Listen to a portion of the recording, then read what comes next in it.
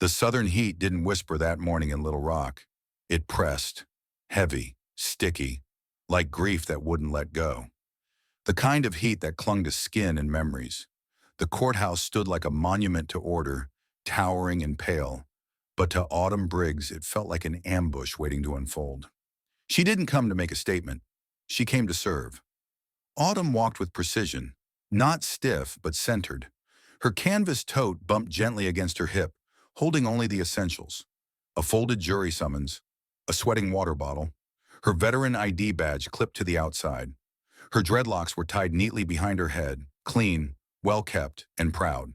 No jewelry, no lipstick, no disguise. She had worn the same hairstyle and uniform, across bases in San Diego, sand-choked camps in Fallujah, and hospitals in Ramadi. Back then, it had never been a question. But peace didn't always follow her home. Sometimes it got stuck in customs. As she neared the courthouse entrance, Autumn nodded to the white man ahead of her in line. He didn't return the gesture. She stepped through the metal detector, waiting for the beep. None came. Then she saw him. Curtis Randall, bailiff, clean-cut, square-jawed, early 60s but built like he still carried his high school quarterback trophies in his glove compartment.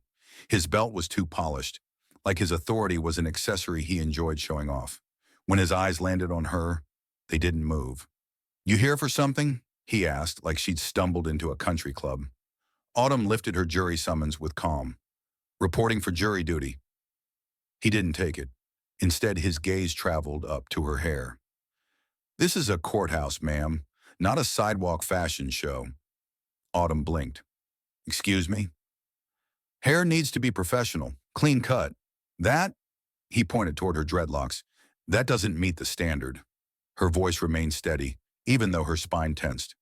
"These are dreadlocks, neatly tied, groomed, and I wore them during my deployments." "This isn't Iraq," Randall said, crossing his arms. "This is a courtroom. There are rules."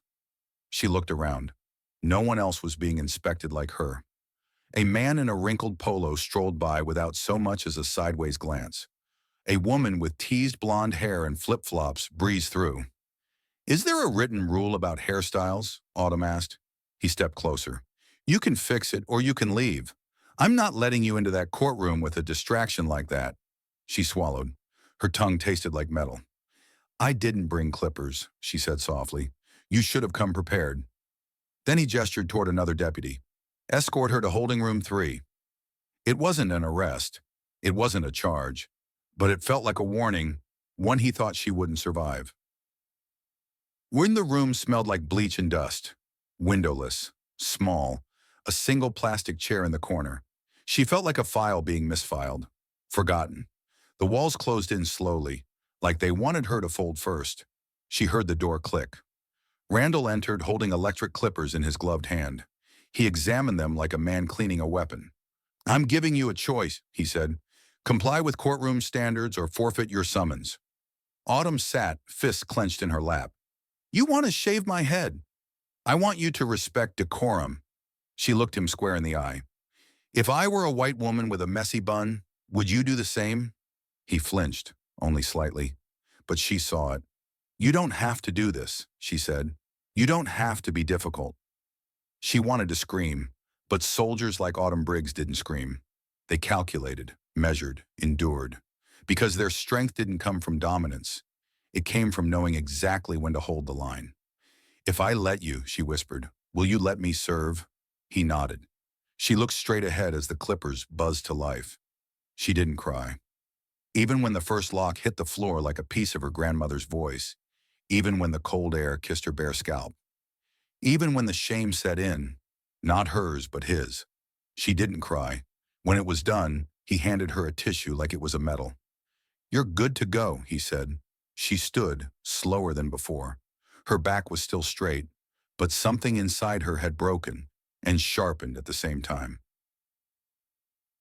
Autumn walked into courtroom 2B like a ghost. Her footsteps echoed more loudly than her presence. A few jurors sat, bored. A clerk typed. No one noticed her bald head. Yet, she found a seat near the back. The wood was cold. Her palms were damp. She stared forward, breathing evenly. Not from nerves, but from training. When her unit got shelled outside Mosul, it was breathwork that kept her from collapsing. Today, she used the same tactic. Inhale, hold, release. The door creaked. All rise for the Honorable Judge Maya Ellison. Autumn stood alongside everyone else, but her blood turned to fire. Judge Ellison, Maya. It couldn't be. And then she saw her. Maya strode to the bench in a black robe that moved like water. Her hair was worn in natural curls, thick, coiled, proud. Her face was older, wiser, but unchanged in the way that mattered. Her eyes scanned the room and found Autumn. They locked eyes for one breath, and something shifted. Maya blinked ever so slightly. Then she composed herself, but Autumn could already tell. The reunion wasn't going unnoticed. The judge adjusted her mic. "We'll begin with procedural roll call," she said, but her eyes flicked back to Autumn again. Then, down to the floor, to where hair clung to the hem of Autumn's pants like a silent protest. Maya paused. "Actually," she said, clearing her throat, "before we proceed, I need to address something." Everyone looked up. "I see a familiar face in the gallery today. A woman I served with overseas. Sergeant Autumn Briggs, a decorated combat medic, 2 tours in Iraq, Bronze Star for valor, a leader when I had none." The room went still. Randall, who had positioned himself in the corner, didn't move. But something struck me the moment I saw her. She wasn't wearing her locks.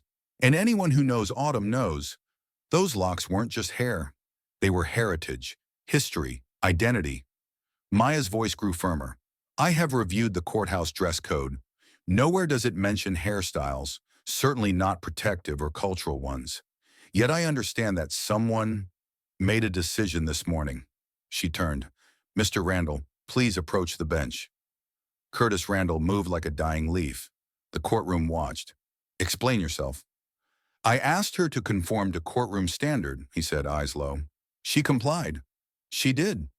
Under what condition?" Randall hesitated. "I gave her a choice." "You mean an ultimatum?" "She could have left. Or she could have abandoned her civic duty, or worse, her dignity." "Did you use force?" "No," he said. "You used intimidation. That's worse." Maya turned to the clerk. "Effective immediately, Mr. Randall is suspended pending review. Escort him out." Gas filled the air. Autumn didn't move. She didn't need to. Maya looked at her once more and nodded gently. Not as a judge, but as a sister in arms. Curtis Randall didn't protest. He didn't utter a single word as the officer approached. He simply adjusted the belt he once wore, like a badge of pride, and followed the escort out of the courtroom. But the thud of the closing door behind him sounded less like a dismissal and more like a verdict. Inside the room, the silence thickened. Nobody dared to speak, but every pair of eyes had already shifted. They weren't looking at the judge anymore. They were looking at Autumn Briggs, not because she had a shaved head, but because she was still sitting tall, still holding her place, as if the weight of what happened hadn't bent her spine. Judge Maya Ellison sat back on the bench, hands folded gently before her, but her eyes remained steady. "Before we continue," she said clearly, "I want to speak not as a judge, but as a citizen, as a woman, and as someone who owes her life to the woman sitting in this room." She looked at Autumn again, and her voice didn't waver. "There are moments in this work when we're told to remain neutral, to recite protocol, to let the system do the talking. But some moments ask for more than neutrality. Some moments ask for courage. And this morning, courage belonged to Sergeant Briggs." The air in the courtroom grew still, reverent. What happened to her this morning, in this very courthouse, was not a miscommunication. It was not a misunderstanding. It was a humiliation. Maya's voice was firm, not loud, controlled but filled with an almost maternal rage. She came to serve. She came with respect. And she was met with violence disguised as policy. The room didn't breathe. "Let me be clear. Dreadlocks are not unprofessional. They are not distracting. They are not dirty. They are not political. They are identity. They are history. And when you ask someone to cut their hair, what you're really asking them to cut is a piece of who they are." Her gaze turned to the courtroom staff and to the remaining jurors. "As of today, I will be filing a formal motion with the Arkansas Judicial Board to revise all courthouse appearance guidelines to explicitly prohibit hair-based discrimination. That includes protection for natural, cultural, and protective hairstyles for everyone. A murmur ran through the gallery. Nods, closed eyes, a deep breath from someone in the third row. Autumn sat still, not in defiance, in dignity. During the recess, she didn't speak. She remained seated as others quietly gathered their things or left to call loved ones. She didn't scroll through her phone. She didn't make eye contact. But people saw her. One of the court security officers, the young black woman who had looked away earlier, approached her slowly. I want to say I'm sorry, the officer said, her voice barely above a whisper. I saw it happen. I should have said something. Autumn looked up, locking eyes with her for the first time. You saw, she said softly. That matters. The officer nodded, blinking back tears. It won't happen again. Not here. Autumn nodded back, and in that small exchange, something began to heal. By the end of the week, word had started to spread, not just among court staff, but beyond the building. An anonymous court clerk had leaked Maya Ellison's courtroom statement.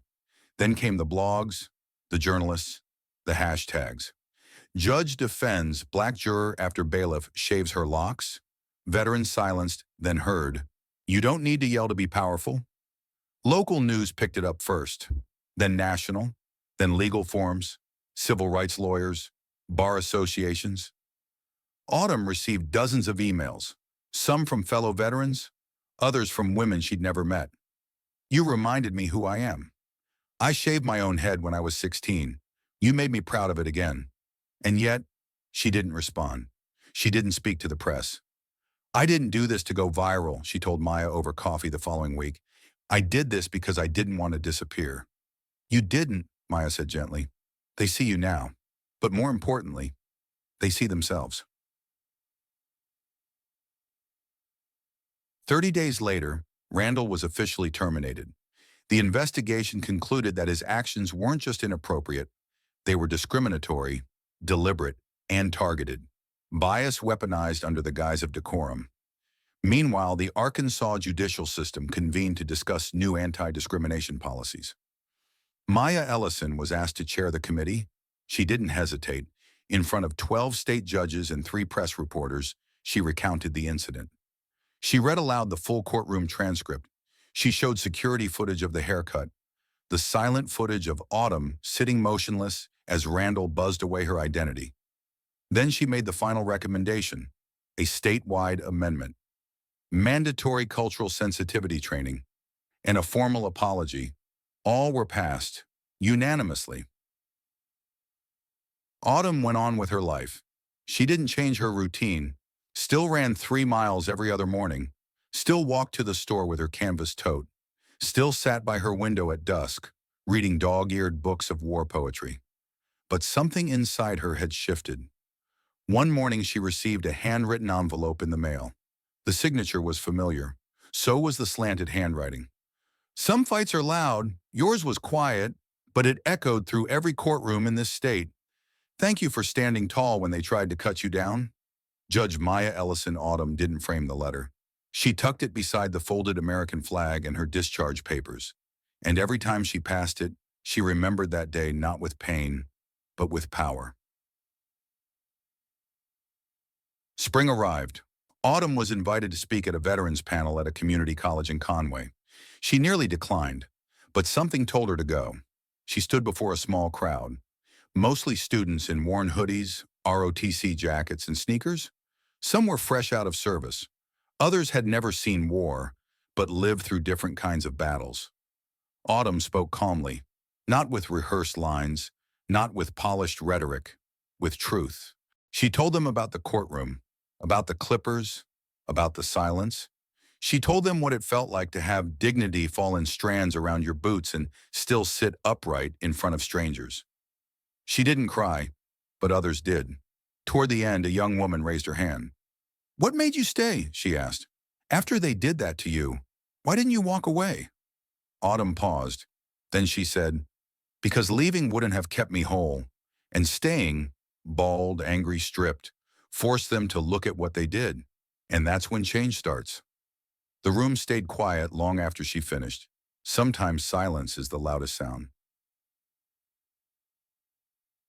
She never made headlines like celebrities do.